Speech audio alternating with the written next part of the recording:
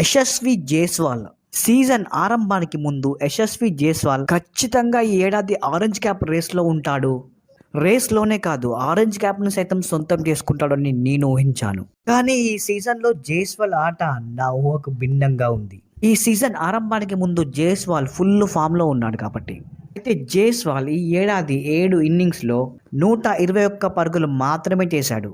అందులో 39 highest score. ఇక జైస్వాల్ ఈ ఏడాది ఫామ్ కోల్పోయాడు అనుకున్నాను. కంబ్యాక్ అవ్వడం కష్టం అని అనుకున్నాను. కానీ నిన్న ముంబైతో మ్యాచ్లో కంబ్యాక్ అంటే ఏంటో చూపించాడు. చేజింగ్లో 59 బంతుల్లో సెంచరీ పూర్తి చేసుకొని ఆర్ఆర్ టీంకి ఒంటి చేత మ్యాచ్ గెలిపించాడు ఈ 22 ఏళ్ల కుర్రాడు.